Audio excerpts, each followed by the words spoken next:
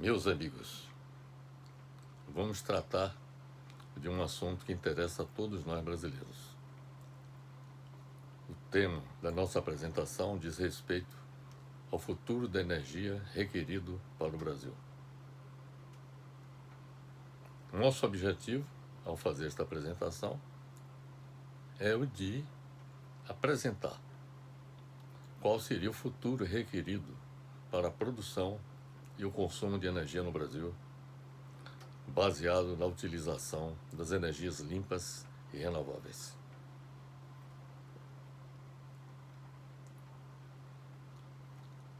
No vídeo anterior, em que abordamos o futuro da energia requerido para o mundo, nós afirmamos que para evitar o futuro catastrófico que se prenuncia para a humanidade, resultante do aquecimento global, torna-se um imperativo, entre outras medidas, reduzir as emissões globais de gases de efeito estufa, com a substituição da atual matriz energética mundial, baseada fundamentalmente em combustíveis fósseis,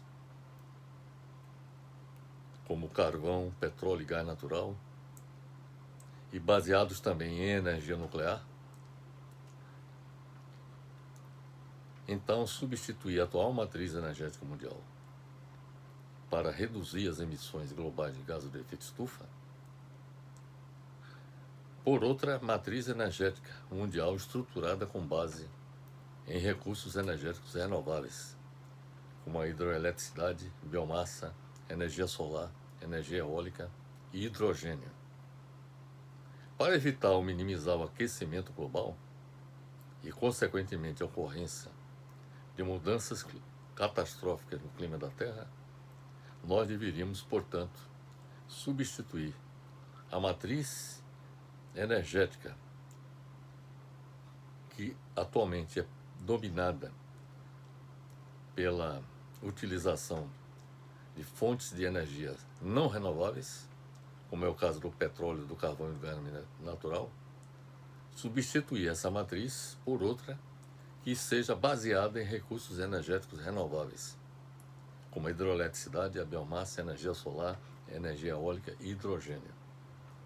No Brasil, o Ministério das Minas e Energia elaborou um Plano Nacional de Energia 2050, que é o PNE 2050. Foi publicado em 16 de dezembro de 2020, com um conjunto de estudos, diretrizes e estratégias de longo prazo para o setor energético brasileiro. Quando se fala em setor energético, nós falamos de setor elétrico e setor petróleo. Mas este Plano Nacional de Energia 2050, elaborado pelo Ministério de Minas e Energia, não segue as diretrizes que nós propomos em artigo que nós publicamos sob o título Futuro da Energia Requerido para o Mundo, e que também foi objeto de uma apresentação em vídeo anteriormente a respeito desse tema. Então há um descompasso entre o que nós propomos, que busca efetivamente fazer com que a matriz energética mundial se torne uma matriz energética baseada em fontes de energia limpas e renováveis. E isto não foi contemplado na plenitude pelo Plano Nacional de Energia do Brasil. E nós vamos demonstrar com a nossa apresentação. De início, é importante observar que as principais fontes de energia consideradas pelo Plano Nacional de Energia 2050 como alternativa de expansão do setor elétrico, vamos abordar inicialmente o setor elétrico brasileiro. As alternativas de expansão do setor elétrico consideradas pelo PNE 2050 são a hidrelétrica, a implantação de hidrelétricas, biomassa, a utilização da biomassa, energia eólica, energia solar, o gás natural, o carvão mineral e energia nuclear. Então, as principais fontes de energia consideradas no Plano Nacional de Energia 2050, na expansão do setor elétrico, repito, são baseadas nas hidrelétricas, na biomassa, na eólica, na solar, no gás natural, no carvão mineral e na energia nuclear. E não considera a utilização do hidrogênio verde, que se trata de uma falha lamentável. Trata-se de um absurdo o PNE considerar no plano de expansão do setor elétrico a utilização do carvão mineral, do gás natural e da energia nuclear, haja vista que o gás natural e o carvão mineral contribuem para a emissão de gases de efeito estufa, que são responsáveis pelo aquecimento global e pela consequente mudança climática que tende a ser catastrófica no futuro. Então, trata-se de um absurdo considerar a utilização do carvão mineral e do gás natural pelo fato de serem responsáveis pela emissão de gases de efeito estufa. E também trata-se de um absurdo a implantação de usinas nucleares, haja vista que sua operação implica em riscos que deveriam ser evitados. E, além disso, trata-se de um absurdo não considerar a utilização do hidrogênio verde, que nós explicamos de forma detalhada como produzi-lo no vídeo que nós apresentamos anteriormente, e que estão contidas as propostas de produção do hidrogênio, sobretudo do hidrogênio verde, que estão no artigo que nós publicamos, O Futuro da Energia Requerido para o Mundo, e que no final nós vamos fazer referência a esse artigo. Para aqueles que desejarem ter acesso a eles, nós vamos informar como ter acesso a esse artigo, a fim de entender de que forma o hidrogênio poderia ser produzido.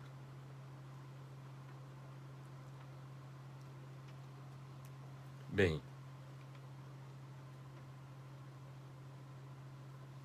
então trata-se de um absurdo considerar no plano de expansão do setor elétrico a utilização do carvão mineral, do gás natural e da energia nuclear, e não considerar a utilização do hidrogênio verde.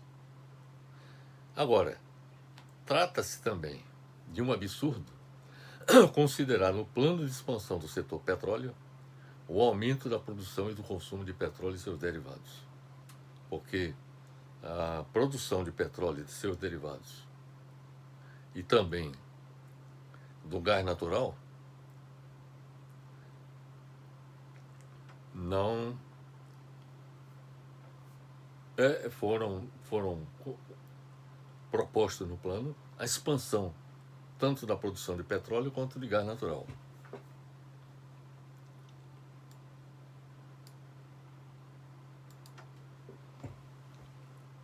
Quando o correto, quer dizer, ao invés de propor no plano de expansão do setor petróleo o aumento da produção e do consumo de petróleo e seus derivados e do gás natural, o correto seria a redução da produção e do consumo do petróleo e do gás natural, com a substituição no setor de transporte da gasolina pelo etanol e pelo hidrogênio verde. A substituição do óleo diesel, dos transportes também, pelo biodiesel e o hidrogênio verde. E na indústria, com a substituição do óleo combustível pelo gás natural. Aí, no caso, nós consideramos a utilização do gás natural como alternativa ao óleo combustível, pelo fato de ser a fonte fóssil mais limpa entre os combustíveis fósseis. Os derivados de petróleo deveriam ser utilizados para usos mais nobres nas indústrias petroquímica e na química fina. Segundo o Plano Nacional de Energia 2050, as fontes renováveis participam com cerca de 3/4 da matriz elétrica. Aí é merecedor de aplausos o fato de 3/4, ou seja, de 70% praticamente, da matriz elétrica ser constituída por fontes renováveis. Para manter a elevada participação de fontes renováveis e as baixas emissões de gases de efeito estufa no longo prazo, o aproveitamento hidrelétrico, na opinião dos responsáveis pela elaboração do plano, ainda representa um elemento importante, que eu concordo também com isso, de ampliação da oferta de energia elétrica no Sistema Interligado Nacional. O Brasil tem potencial hidrelétrico de 174 gigawatts de potência, sendo 108 gigawatts em operação e construção até 2019. E 68 gigawatts de potencial hidrelétrico inventariado. Segundo o Plano Nacional de Energia 2050, neste montante estão incluídas as usinas hidrelétricas e os projetos hidrelétricos menores de 30 megawatts. No plano está contemplado também a utilização de usinas hidrelétricas de pequeno porte, como as usinas de 30 megawatts, que se encontravam com estudos de inventário concluídos e aprovados pela Agência Nacional de Energia Elétrica. Além de um potencial de 10 gigawatts considerado relativo à repotenciação, o montante de projetos de usinas hidrelétricas pode ser ampliado, na opinião dos responsáveis pelo plano, por meio da integração energética com países da América do Sul. Então, eles admitem que 10 gigawatts de potência em projetos binacionais e 24 gigawatts em outros projetos internacionais seria possível de serem utilizados como alternativa de ampliação no potencial hidrelétrico a ser utilizado pelo Sistema Elétrico Nacional. Isso elevaria o potencial total para 198 gigawatts. Aqui, sem considerar os projetos menores de 30 megawatts, que somam 22 gigawatts. Então, houve uma formulação de propostas de utilização de fontes de energia hidrelétrica que contempla a utilização de projetos hidrelétricos de pequeno porte, de menor porte, de 30 megawatts, cujo inventariado já tinha sido concluído e aprovados pela Agência Nacional de Energia Elétrica, além de 10 gigawatts de repotenciação, cujo montante de projetos de usinas hidrelétricas pode ser ampliado com a integração energética com o país da América do Sul. E aí eles acham que é possível conseguir 10 gigawatts em projetos binacionais e 24 gigawatts em outros projetos também internacionais. Então, isso elevaria, na opinião dos autores do estudo, do Plano Nacional de Energia, elevaria o potencial total para 198 gigawatts de potência.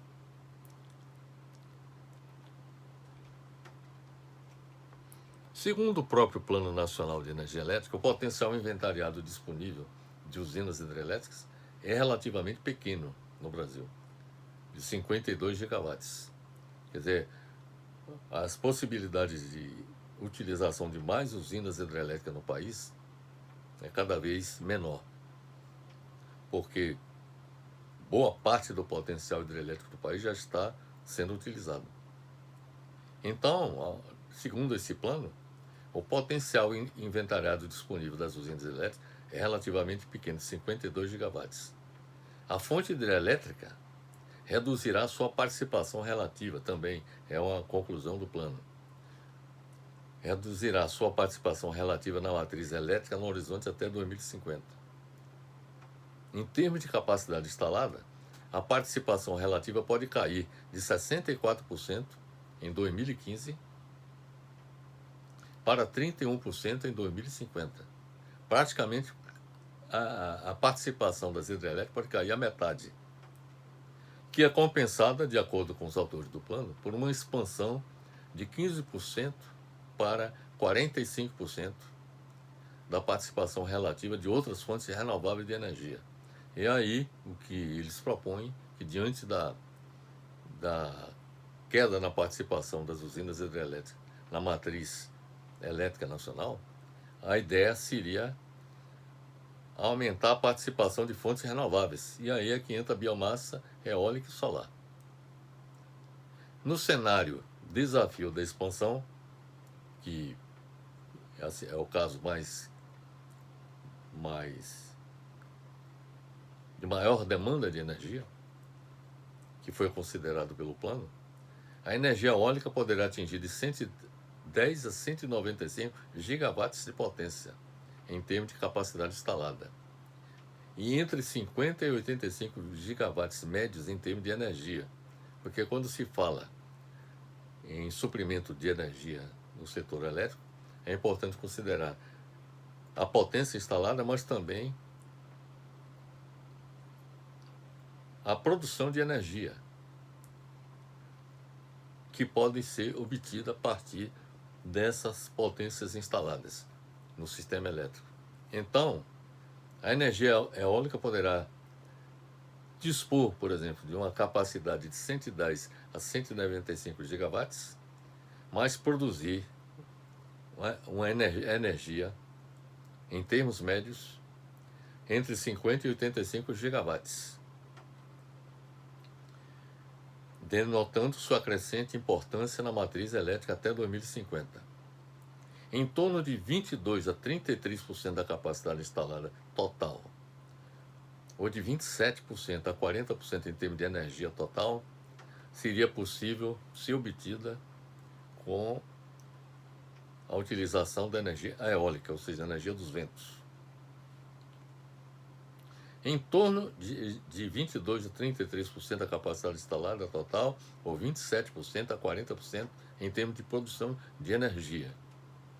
A capacidade instalada total de energia eólica em 2050 pode ainda superar 200 gigawatts. Observem bem para isso, se considerados casos especiais, com os projetos eólicos atingindo em torno de 209 gigawatts e 246 gigawatts, respectivamente, correspondendo a uma participação eólica entre 36% e 42% da capacidade instalada total do sistema elétrico em 2050.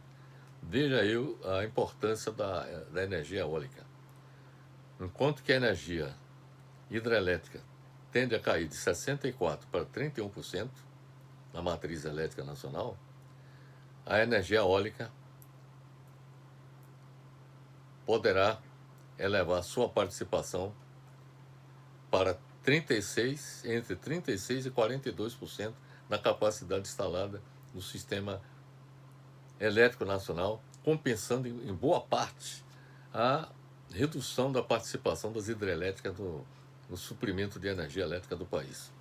Segundo o Plano Nacional de Energia 2050, o Brasil, por sua localização geográfica, recebe elevados índices de incidência da radiação solar, que permite desenvolver projetos solares viáveis em diferentes regiões do país. Desta forma, de acordo com o Plano Nacional de Energia 2050, a fonte solar fotovoltaica se apresenta como alternativa competitiva no fornecimento de energia, podendo contribuir com os compromissos nacionais de redução dos gases de efeito estufa. Tanto a energia eólica quanto a solar poderão contribuir significativamente na redução de gases de efeito estufa. O país conta com um potencial de 307 gigawatts pico na faixa de radiação de entre 6.000 e 6.200 watt-hora por metro quadrado por dia, em termos das placas fotovoltaicas, Quer dizer, o país tem condições de produzir de 6.000 a 6.200 watt-hora por cada metro quadrado de placas solares que sejam instaladas. Essa utilização dessa faixa de irradiação solar permitirá obter uma potencial de energia da ordem de 307 gigawatts de pico de potência. O Plano Nacional de Energia 2050 prevê uma expansão significativa da fonte solar fotovoltaica, por conta da perspectiva de evolução de sua competitividade no horizonte de 2050. A tendência, por exemplo, dos preços das placas fotovoltaicas que são utilizadas na obtenção da energia elétrica produzida, os preços dessas placas fotovoltaicas estão caindo significativamente, estão reduzindo significativamente. Então a competitividade delas está aumentando e tende a aumentar no horizonte de 2050. Na maior parte dos casos, e levando em conta apenas a geração centralizada, porque no caso da geração fotovoltaica é possível utilizar a geração descentralizada, como por exemplo, instalar placas de energia solar fotovoltaica em residências ou edificações, mas pode, por exemplo, produzir eletricidade de forma concentrada, centralizada, num determinado local, onde uma quantidade bastante grande de placas fotovoltaicas são instaladas para a captação da radiação solar e com isso produzir eletricidade.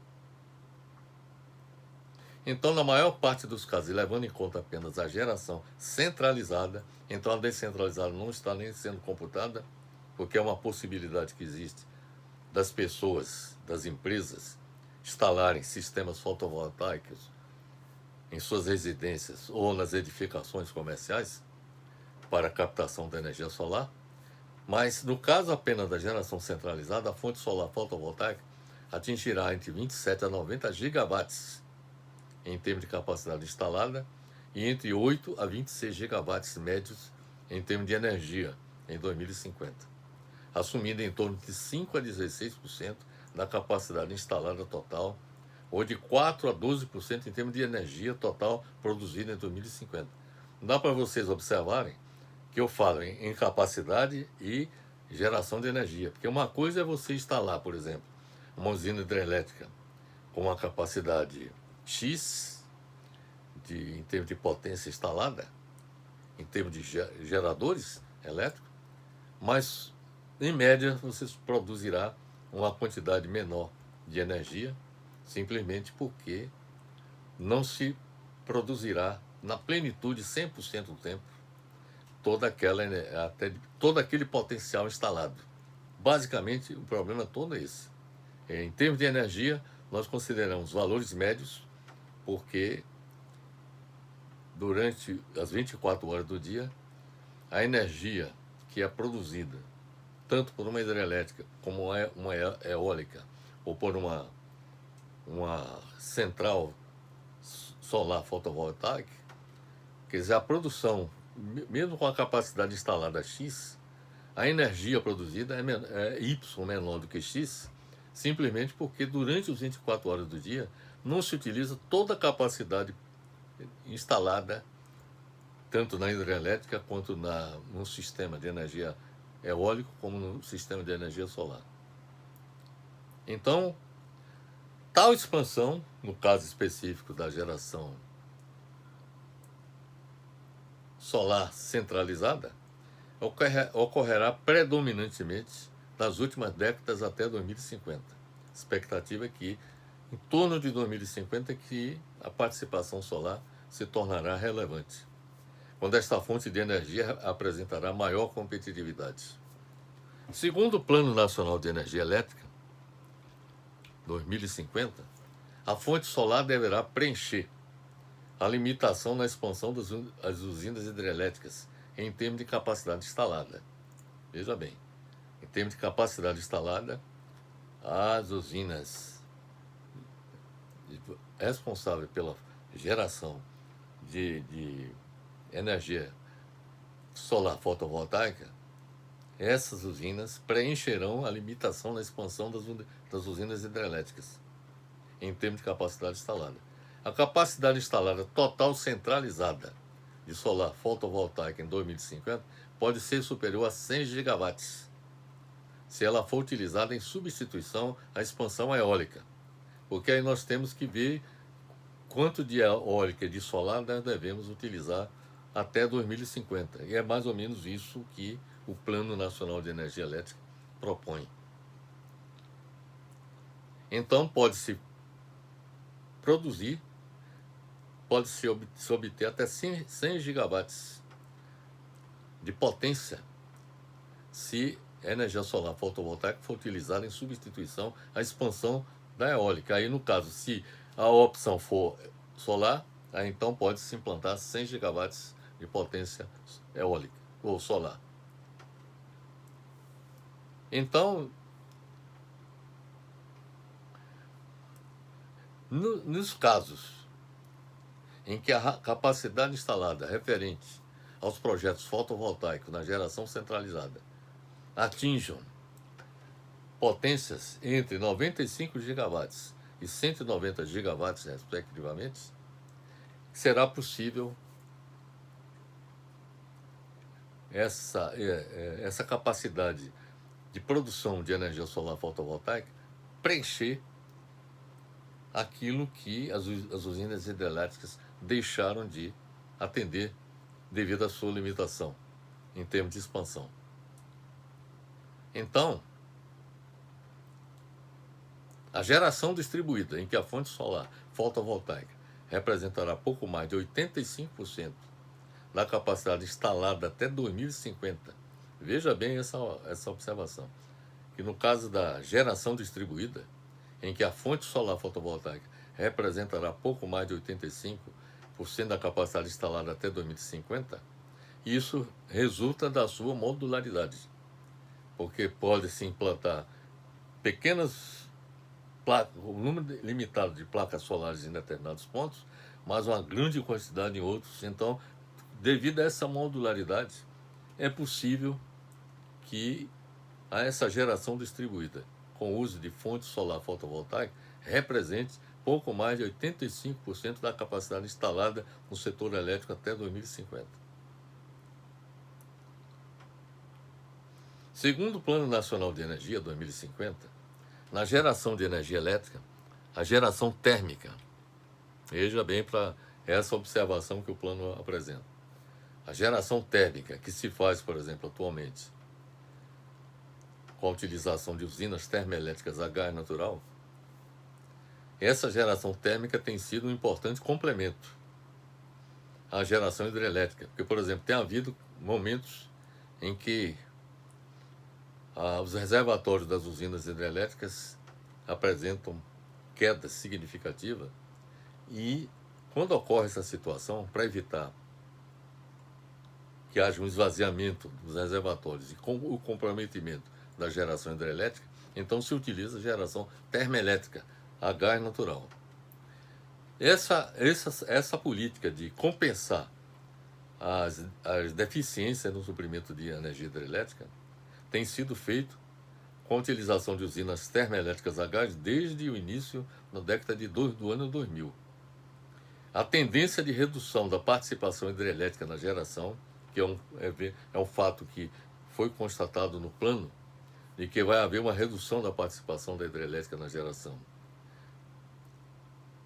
E a entrada em operação de usinas hidrelétricas a fio d'água, que geralmente são as usinas de menor porte, como por exemplo as usinas de 30 megawatts. E na região norte, de modo geral, as usinas lá implantadas, como é o caso de Belo Monte, são usinas a fio d'água. São usinas que não têm, por exemplo, grandes reservatórios de água. Não tem barramentos que possibilitam armazenar grande quantidade de água. Então, todas essas usinas hidrelétricas a fio d'água projetadas, são a fio d'água. de modo que há uma sazonalidade, há período de maior vazão das águas e período de menor vazão, isso na região norte do país. Este fato, de acordo com o Plano Nacional de Energia Elétrica 2050, cria maior necessidade de geração de outras fontes de energia no período de seca, ou seja, quando há baixa vazão, e tornando, digamos assim, uma necessidade a utilização da geração térmica. Essa é a observação que o plano apresenta. O Plano Nacional de Energia Elétrica 2050 informa que com a redução gradativa da participação relativa das hidrelétricas na matriz elétrica brasileira, substituída pela expansão de energias renováveis não controláveis, quando se diz não controláveis, porque você não tem condições de controlar, por exemplo, a produção de energia, nem no caso da energia solar fotovoltaica, nem da energia eólica, porque a presença do vento é intermitente. E, por exemplo, no caso da energia solar fotovoltaica, quer dizer, só produz durante o dia. E durante o dia depende também das condições climáticas. Por exemplo, quando tem uma grande quantidade de nuvens, a produção de energia fotovoltaica cai. Então, essa produção intermitente e que não é controlável faz com que se torne, na opinião dos autores do plano, a necessidade de termoelétricas a gás natural, que serão cada vez mais importantes para atendimento dos diversos requisitos do sistema elétrico.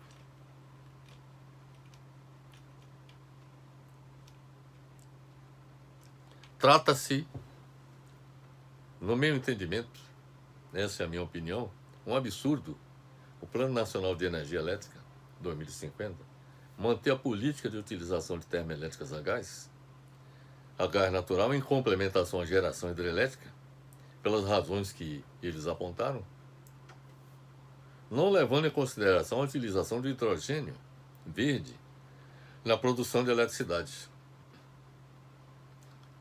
A utilização de termoelétricas a gás natural não seria recomendável, não apenas para evitar a emissão de gases de efeito estufa, mas também para evitar o aumento da tarifa de energia, que todos nós sabemos e vocês devem ter conhecimento do fato de que quando as termoelétricas são acionadas, passa-se a considerar a tarifa vermelha, e isso implica um aumento da tarifa de energia. Então nós vamos pagar mais pelo uso da energia, simplesmente devido à utilização das termoelétricas a gás. Então há esse duplo prejuízo. Primeiro, para o ambiente, com a emissão de gases de efeito estufa. E segundo, para todos nós consumidores, que vamos ter que pagar mais pelo uso da energia. E aí, qual é a importância, qual é a solução para evitar esse problema? Seria o hidrogênio verde, a utilização do hidrogênio verde. É importante ressaltar que o hidrogênio verde poderia produzir energia firme e, desta forma, evitar o uso de termoelétrica a gás natural. Nós, no vídeo anterior, quando falamos do futuro da energia requerido para o mundo, nós mostramos de que forma, como seria possível produzir inicialmente o hidrogênio e, com o uso do hidrogênio, produzir eletricidade. Nós, naquela oportunidade, explicamos que, para que isso se realize, é necessário fazer a eletrólise da água. A água é formada por 2 moléculas de hidrogênio e uma de oxigênio. Então, a eletrólise separa o hidrogênio do oxigênio. Então, seria possível obter o hidrogênio. E o hidrogênio seria seria possível a produção de hidrogênio através da eletrólise da água e, com isso, produzir eletricidade.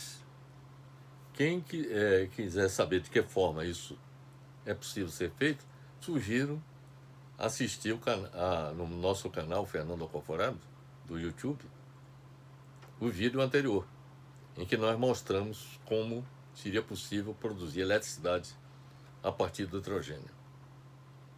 O próprio Plano Nacional de Energia Elétrica 2050 informa, veja bem, o próprio plano informa, os responsáveis pelo plano informam que atualmente o hidrogênio é aplicado como matéria-prima. Faz um elogio ao hidrogênio. É aplicado como matéria-prima na síntese de diversos produtos e em processos industriais. Hoje é o que é aplicado mais, é aplicado o hidrogênio como matéria-prima na síntese de diversos produtos e em processos industriais. O uso energético do hidrogênio é conhecido há bastante tempo. Pesquisas e desenvolvimento de tecnologia de pilhas a combustível têm sido desenvolvida com o objetivo de viabilizar sua utilização para a produção, observe bem, produção de eletricidade através dessas pilhas de hidrogênio. Produção de eletricidade também no setor de transportes.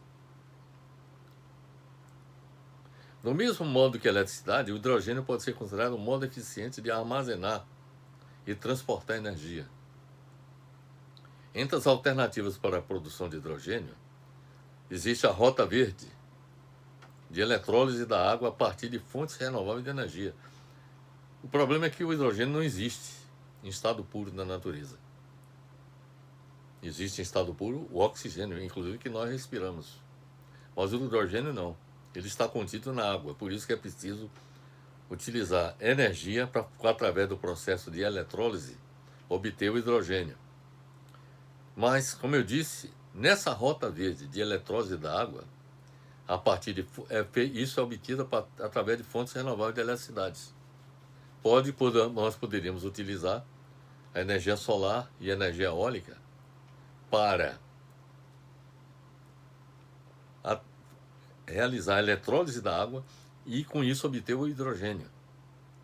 E com isso produzir as chamadas pilhas a combustível que possam ser utilizadas na produção de eletricidade.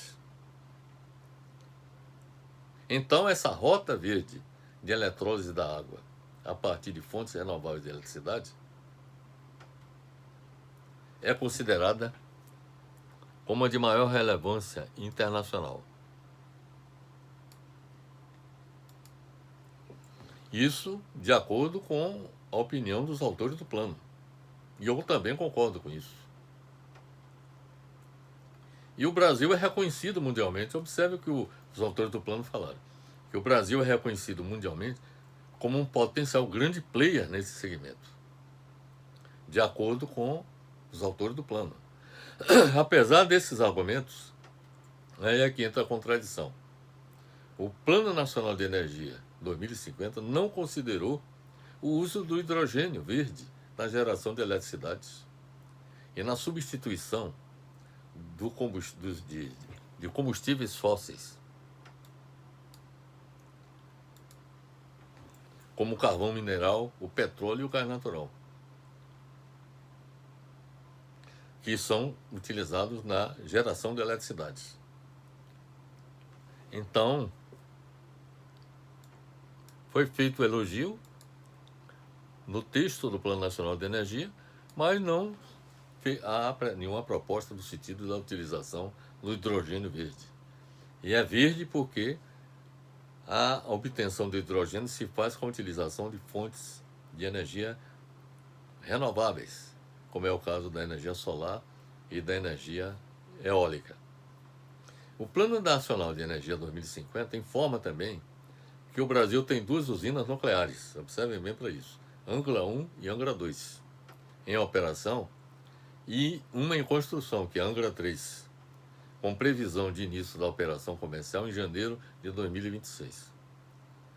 Apesar dos condicionantes desafiadores para a geração termonuclear no mundo e no Brasil, aí é o que eu penso, com incertezas sobre o aproveitamento do seu potencial, o Plano Nacional de Energia 2050 considera que há também novas perspectivas.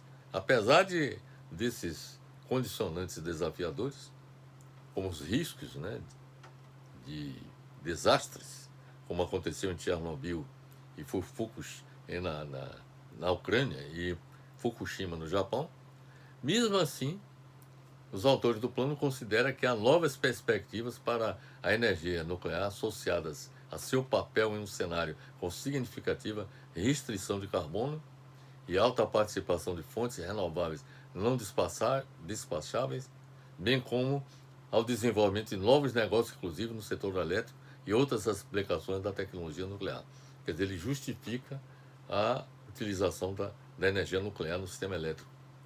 O Plano Nacional de Energia Elétrica 2050 analisou os efeitos no perfil da matriz elétrica de uma entrada mais significativa de usinas termonucleares, com a realização de simulações com a entrada de 8 gigawatts e 10 gigawatts no horizonte do Plano Nacional de Energia 2050. Trata-se de uma grande racionalidade, o Plano Nacional de Energia 2050 admitir a possibilidade de utilização de usinas termonucleares de 8 gigawatts e 10 gigawatts no horizonte do plano, sob o falso argumento de que se trata de energia limpa. Esse é um argumento colocado. Mas é uma energia limpa, mas que pode trazer consequências desastrosas, não só com relação à possibilidade de acidentes nucleares, mas há o problema também da disposição final dos resíduos provenientes da operação dessas usinas. Trata-se, portanto, de um absurdo admitir o uso de usinas nucleares, desconsiderando os desastres que aconteceram em Chernobyl e em Fukushima. Trata-se de um absurdo o Plano Nacional de Energia 2050 não considerar a adoção de estratégias voltadas para a economia de energia, com a implementação de medidas de incentivo à eficiência energética na indústria, no transporte e nas edificações residenciais e comerciais nas cidades e na zona rural. Nada disso está contemplado no plano. Trata-se também de um absurdo Plano Nacional de Energia Elétrica, ou melhor, de Energia 2050, não considerar a adoção de medidas que evitem apagões no Sistema Interligado Nacional. É uma outra grande falha. A opinião de muitos especialistas é a de que algo precisa ser feito no setor elétrico, a fim de torná-lo mais seguro e menos suscetível ao efeito dominó, que já aconteceu várias vezes, em que o apagão, um defeito numa parte do sistema, leva ao apagão de todo o sistema. A opinião de muitos especialistas é de que algo precisa ser feito no setor elétrico, a fim de torná-lo mais seguro e menos suscetível ao efeito dominó. A opinião dominante entre os especialistas é a de que as soluções consistem em descentralizar e diversificar o sistema, além de aumentar a redundância do sistema de proteção, porque está faltando um sistema de proteção duplo também. Então, como resolver esse problema dos apagões? Descentralizar e diversificar o sistema. Por exemplo, ficar menos dependentes da hidroeletricidade e passar a utilizar outras fontes de energia. E aí entra a energia solar, eólica, biomassa, também e o hidrogênio. Além de aumentar a redundância do sistema de proteção, quer dizer, tem um sistema de proteção duplo. Porque se um sistema desses falha, o outro entra em operação. E com isso, com essa redundância do sistema de proteção, se evitaria, digamos assim, os apagões. Outros países que conseguiram interligar eficientemente a rede elétrica, como é o caso da Espanha, possuem fontes descentralizadas de energia. Na Espanha se utiliza muita energia eólica, por exemplo. Existem mais de 10 mil fontes de energia espalhadas pela Espanha. Por isso, a vulnerabilidade do sistema diminui. No Brasil, além das usinas eólicas, que felizmente o Plano Nacional de Energia 2050 contempla, poderiam ser utilizadas usinas de energia solar fotovoltaicas também e o hidrogênio verde. Quando o sistema elétrico é interligado em anel, como é o caso do Brasil, há uma interdependência muito grande das regiões. Assim, quando há alguma falha, ela pode ser sentida em diversas outras regiões. Em sistemas interligados como o do Brasil, consegue-se tirar o máximo proveito da capacidade de uma usina hidrelétrica. Este é o lado bom do sistema elétrico brasileiro. Mas o lado ruim é que quando falha um sistema, dá uma sobrecarga em todos os outros, provocando o efeito dominó. Aí os sistemas de proteção, eles disparam e desarmam todo o sistema. Assim, receber menores quantidades de energia de diversas fontes, de menor potência, ao invés de ser concentradas na construção de obras grandes, como é o caso de Itaipu, que gera a maior parte da energia do país, e Belo Monte, na Amazônia, o melhor, mais seguro e mais eficaz seria fazer pequenas usinas que abastecem pouco, cada uma individualmente, mas que somadas totalizam muitos megawatts, completando a necessidade de consumo do país. Para fazer frente a futuros apagões, o governo brasileiro deveria investir também na construção de linhas e sistemas de produção redundantes, que funcionariam como uma espécie de reserva ao sistema interligado existente, sobretudo em suas áreas mais vulneráveis. Operar o sistema interligado nacional com o máximo de confiabilidade ou segurança e ao menor custo é um desafio cada vez maior no Brasil. Sem a adoção deste conjunto de soluções, estaremos ameaçados de sofrer novos apagões. Cabe observar que a finalidade de todo o sistema elétrico é gerar, transmitir e distribuir a energia elétrica para diversas aplicações. A garantia de fornecimento da energia elétrica pode ser aumentada se o sistema elétrico for projetado prevendo eficiente e eficaz sistema de proteção, inclusive com a sua duplicação, conforme nós já afirmamos, que aumente sua confiabilidade no suprimento de eletricidade. Competente serviço de manutenção que minimize a ocorrência de falhas em sua operação, circuitos alternativos para o suprimento da carga e capacidade de reserva. Tudo isso é absolutamente necessário e nós estamos carentes disso. Algo precisaria ser feito e o Plano Nacional de Energia deveria contemplar essas ações. No que concerne ao sistema de proteção do sistema elétrico, o mesmo é constituído por equipamentos de proteção, que deve atuar somente na área que é para agir, isto é, devem estar localizados em pontos convenientes na rede elétrica para garantir a minimização das interrupções no fornecimento de energia. Os equipamentos de proteção devem ser adequadamente coordenados entre si, a fim de que cada um deles opere no tempo programado. A propagação de um apagão pode acontecer se os equipamentos de proteção não forem devidamente coordenados. É um outro aspecto também que precisa ser levado na devida conta. Esta situação pode ter ocorrido nos recentes apagões ocorridos no Brasil. Se o sistema de proteção do sistema elétrico no Brasil fosse duplicado, a chance de ocorrer apagão seria reduzida significativamente. Haja vista que se um equipamento de proteção falhar, o outro seria acionado para evitar a propagação do problema. Medidas deveriam ser consideradas no Plano Nacional de Energia Elétrica, no Plano Nacional de Energia 2050, no que concerne ao serviço de manutenção do sistema elétrico no enfrentamento de apagões, como os que aconteceram recentemente em São Paulo e em outras regiões do Brasil. A deficiência na manutenção do sistema elétrico foi determinante, na nossa opinião, para a ocorrência dos apagões e para a duração bastante elevada no restabelecimento do serviço. É oportuno observar que a manutenção do sistema elétrico consiste no conjunto de atividades e recursos aplicados aos sistemas e equipamentos, visando garantir a continuidade de sua operação. Nesta definição de grande abrangência, a manutenção é caracterizada como um processo que deve iniciar antes da aquisição do equipamento ou sistema e que tem como principal função o prolongamento de sua vida útil.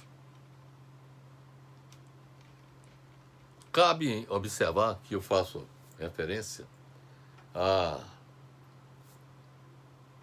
ao fato de que existem 5 tipos diferentes de serviço de manutenção. Nós temos a manutenção corretiva, que é o que é feito quando depois que o problema surge, e a ação da empresa de energia é a de restabelecer, de corrigir aquela falha, né? Então, é isso que significa a manutenção corretiva. Temos a manutenção preventiva, depois vamos explicar cada uma delas. A manutenção preventiva, temos a manutenção preditiva, temos a manutenção produtiva total e também a manutenção centrada na confiabilidade. De acordo com a norma brasileira NBR 5462, de 1994, a manutenção corretiva tem por objetivo corrigir falhas em equipamentos, componentes, módulos ou sistemas, visando restabelecer sua função. Este tipo de manutenção normalmente implica em custos altos para as empresas supridoras de energia elétrica e para seus consumidores, especialmente indústrias, pois a falha inesperada pode acarretar perdas de produção e queda no faturamento. As paralisações são quase sempre mais demoradas e a insegurança exige estoques elevados de peças de reposição, com acréscimo nos custos de manutenção. Então, a manutenção preventiva, ela, como o próprio nome diz, o objetivo é corrigir falhas em equipamentos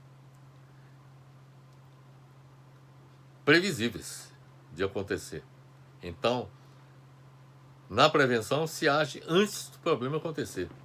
Então, age para que o problema não deixe de ocorrer. Então, é por isso que o nome é manutenção preventiva. Ao contrário da manutenção corretiva, a manutenção preventiva procura evitar e prevenir antes que a falha efetivamente ocorra. A definição da NBR 5462, de 1994, para a manutenção preventiva, é a da manutenção efetuada em intervalos pré-determinados. Então, em intervalos pré-determinados, se faz a manutenção, por exemplo, no caso de geradores, de sistemas de transmissão, de distribuição de energia elétrica, de transformadores, de subestações, em suma, de todo o sistema, em intervalos determinados, se faz a manutenção. Não espera que o problema aconteça. Se faz a manutenção para evitar que o problema aconteça. Por isso o termo manutenção preventiva. Então,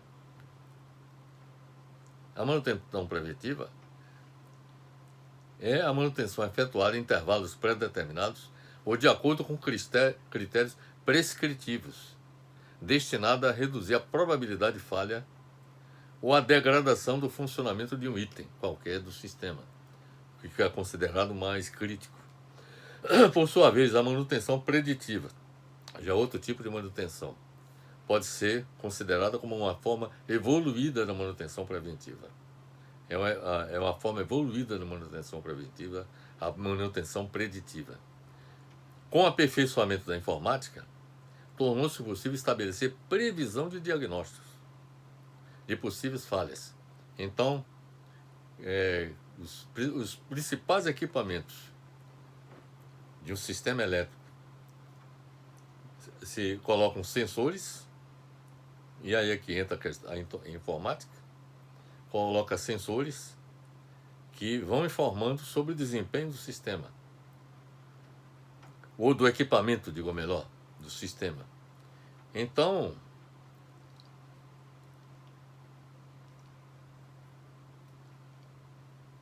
com a manutenção preditiva, o que é que se faz? Torna-se possível estabelecer previsão de diagnóstico. Então, a partir do exame que se faz do desempenho de um equipamento importante do sistema, através desse diagnóstico que se faz em tempo real,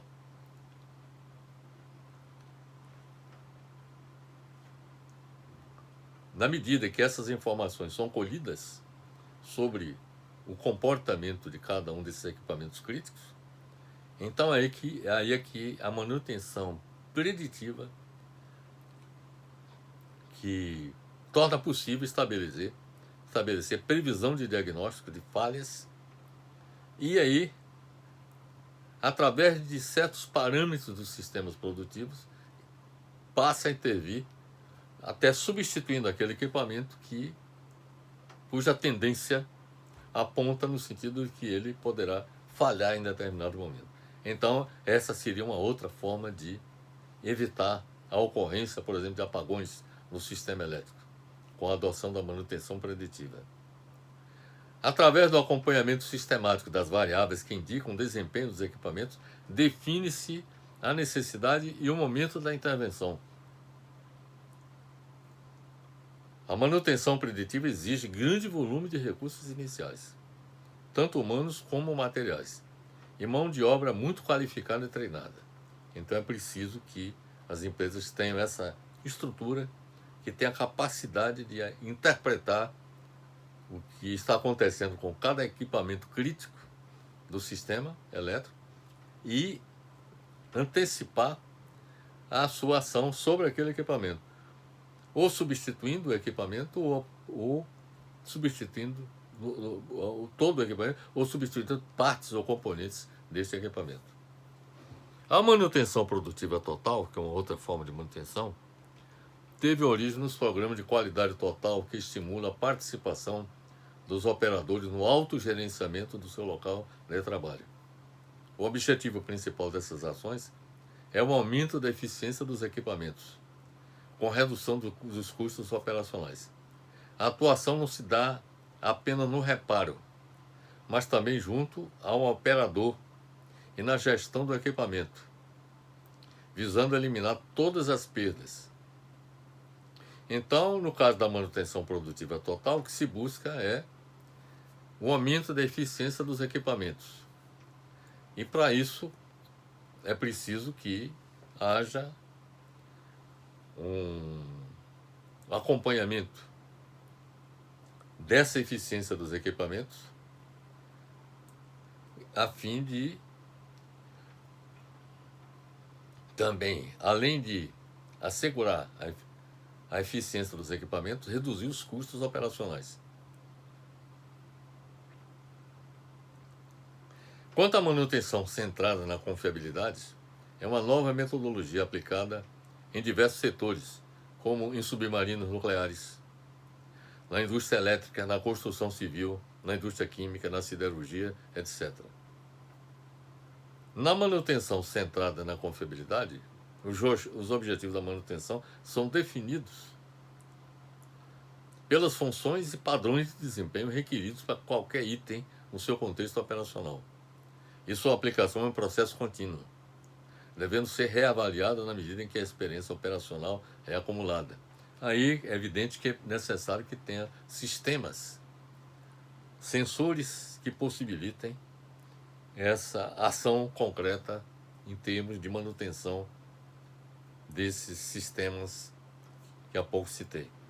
Certamente, uma das causas dos apagões no sistema elétrico brasileiro diz respeito a problemas de manutenção. Fato este que torna uma exigência a adoção da manutenção preventiva, manutenção preditiva, manutenção produtiva total ou a manutenção centrada na confiabilidade. Aí compete às empresas definir qual desses tipos de manutenção aplicar no seu sistema, no sistema elétrico, no caso específico. Além da adoção de uma adequada manutenção para o sistema elétrico brasileiro, é imprescindível a implantação de sistemas de suprimento de energia de emergência, com uso de termoelétricas. Aí é que as termoelétricas poderão ser utilizadas em caso de emergência. Mas uma emergência que não signifique a operação por um largo espaço de tempo, meses, dias, semanas ou meses, como é o que acontece, por exemplo, com a atual sistemática no sistema elétrico brasileiro. Quer dizer, a emergência significa essas termoelétricas, por exemplo, a gás natural, elas serem utilizadas para um curto espaço de tempo. O tempo necessário para restabelecer o sistema que opere com base em fontes de energia renováveis. Eu admito a possibilidade de utilização de termoelétricas a gás natural ou até a carvão mineral, termoelétricas a vapor, por exemplo, com a queima do carvão mineral. Eu admito essa possibilidade, desde que seja para um uso em curto espaço de tempo, para fazer frente a uma emergência, a uma situação de emergência. Então, a implantação de sistemas de suprimento de energia de emergência, com o uso de termoelétricas, isso pode ser feito também com usinas eólicas, e a utilização do hidrogênio verde, ou até mesmo o hidrogênio, mesmo que não seja o hidrogênio verde, como fonte de eletricidade em áreas críticas, como aquelas onde se localizam parques industriais e grandes cidades, que seriam acionados com ocorrência de apagões no sistema elétrico interligado do Brasil. Este procedimento seria similar ao que se adota, por exemplo, em hospitais, em que grupos geradores de emergência suprem áreas críticas, como UTIs e centros cirúrgicos. E é isso que eu queria deixar bem claro. Nos hospitais, por exemplo, os geradores, geralmente são acionados por óleo diesel, eles suprem alguma falha no suprimento de energia da concessionária por algumas horas, vamos dizer assim, mas não permanentemente. Outra medida imprescindível seria a duplicação de circuitos, sobretudo as linhas tronco de transmissão que alimentam as áreas críticas.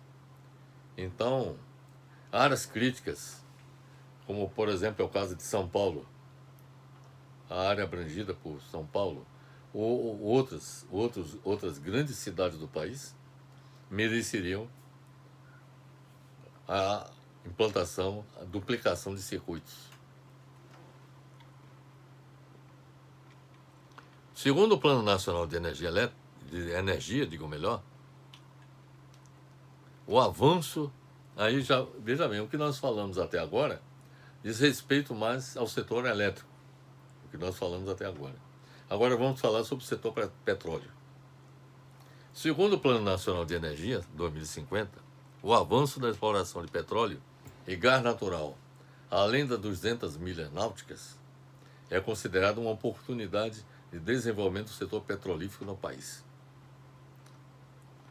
Veja bem o que é que o Plano Nacional de Energia 2050 projeta para o setor petróleo. Projeta-se que derivados de petróleo, como óleo diesel e querosene de aviação, possuam demanda crescente, admite que possuam demanda crescente até 2050. Quando, na realidade, o que se deveria tentar era substituir o óleo diesel pelo biodiesel, por exemplo. E o querosene de aviação, pelo menos a curto prazo, não temos uma alternativa concreta para isso, mas, de qualquer maneira, pelo menos o óleo diesel poderia ser substituído. Quer dizer, se há uma demanda, projeta-se que esses derivados têm grande demanda, então deveria se pensar imediatamente em um substituto para o óleo diesel, no caso o biodiesel. A expansão da oferta de derivados de petróleo e a ampliação da infraestrutura de movimentação destes produtos para o atendimento da demanda interna apresentam-se como um desafio no longo prazo. Então coloca como desafio a necessidade de expansão da oferta de derivados de petróleo. Observe bem para isso. Segundo o Plano Nacional de Energia 2050, a crescente preocupação com a mudança climática global e principalmente com a poluição local, aí ele, veja bem, chama atenção para a poluição local, exige que as refinarias operem de forma cada vez mais eficiente do ponto de vista energético e que seus produtos atendam especificações mais rígidas quanto à presença de contaminantes. Trata-se de um absurdo, no meu entendimento, não considerar a redução progressiva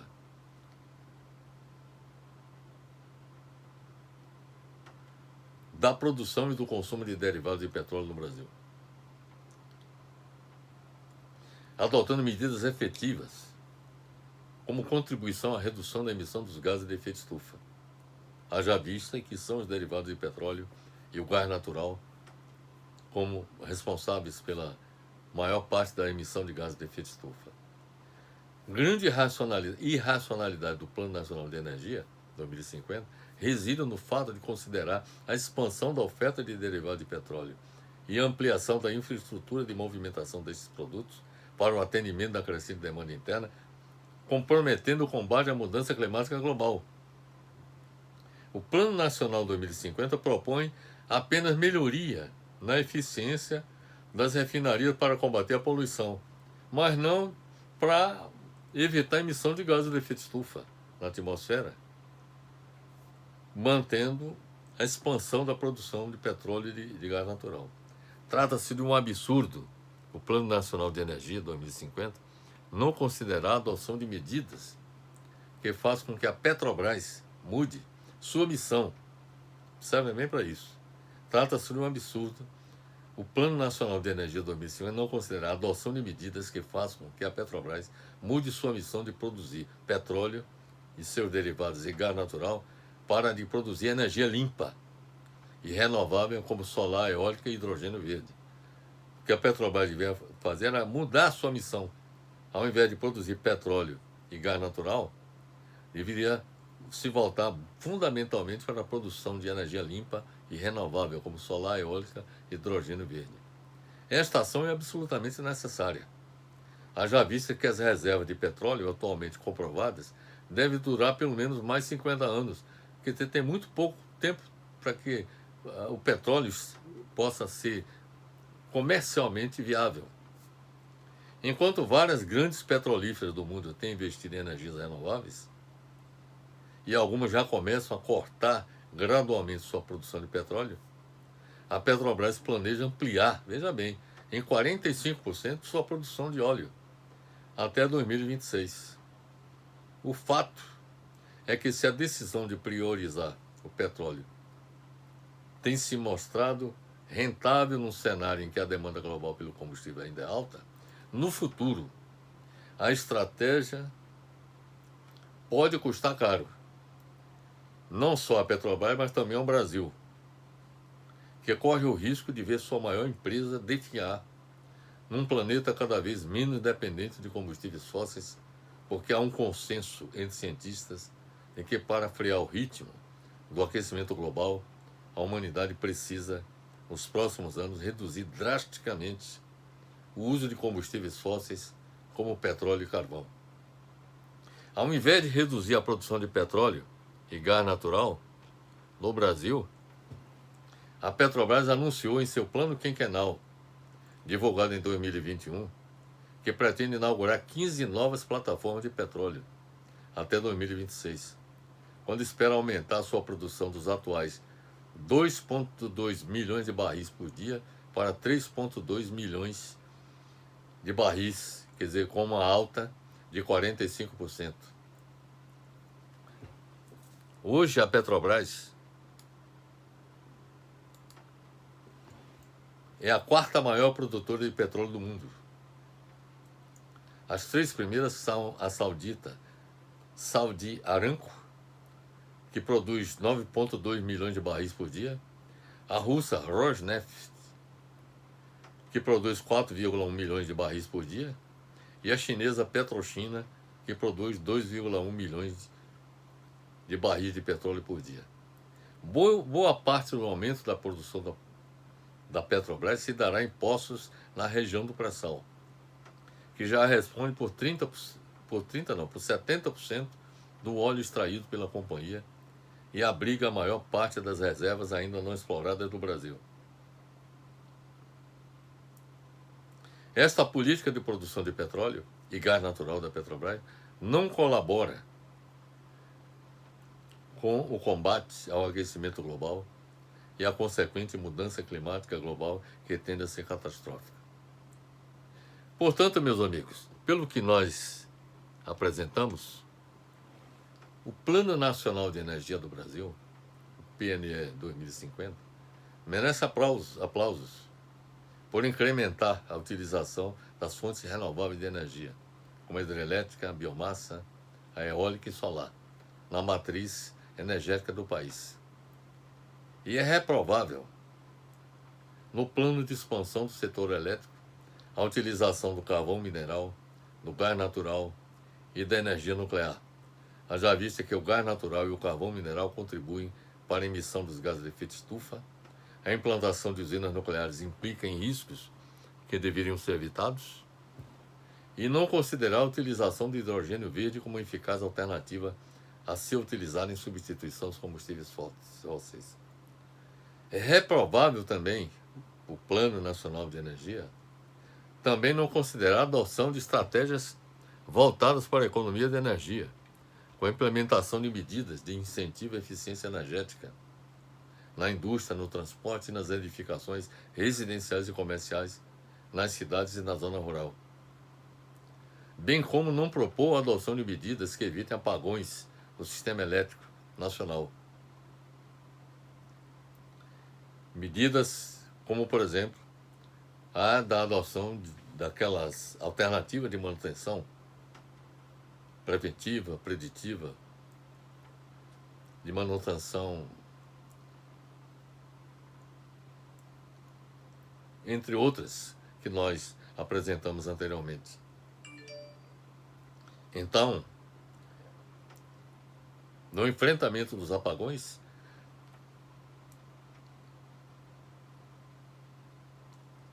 não considerar a adoção de medidas relacionadas com a manutenção. Grande racionalidade também do Plano Nacional de Energia 2050 reside no fato de não propor a redução progressiva na produção de petróleo e seus derivados e de gás natural. E, ao contrário, considerar a expansão da oferta de derivados de petróleo e a ampliação da infraestrutura de movimentação desses produtos para o atendimento da crescente demanda interna, comprometendo o combate à mudança climática global. Portanto, meus amigos, estas são as considerações que eu teria a fazer com relação ao futuro da energia requerido para o Brasil. Houve avanços com esse Plano Nacional de Energia, como nós podemos constatar, pelo que acabamos de afirmar, mas apresenta também essas falhas lamentáveis de ainda admitir a possibilidade de que fontes de energia responsáveis pela emissão de gases de efeito estufa continuem sendo produzidas e utilizadas em nosso país. Precisamos reverter esse quadro. Que é importante que o governo do presidente Lula leve em consideração essas observações que há pouco nós apresentamos. Para efeito da nossa apresentação, nós levamos em conta o artigo que nós publicamos no site do academia.edu, cujo título é O Futuro da Energia Requerido para o Mundo. Nós levamos em conta o Plano Nacional de Energia 2050, do Ministério das Minas e Energia, que está disponível no site www.epe.gov.br. E, além disso, nós levamos em conta também uma publicação da BBC, www.bbc.com, uma publicação de João Feletti, cujo título é Quais os planos da Petrobras para o fim da era do petróleo. Então, meus amigos, espero que tenha sido esclarecedora a nossa apresentação. É importante observar que essa apresentação que nós estamos fazendo agora, ela complementa a apresentação anterior, quando nós apresentamos o futuro da energia requerido para o mundo. Então é importante que essa nossa apresentação ela seja precedida, se possível, de assistir o vídeo em que eu trato do futuro da energia requerido para o mundo. Espero que tenha sido esclarecedora a nossa apresentação e finalizo deixando um forte abraço para todos.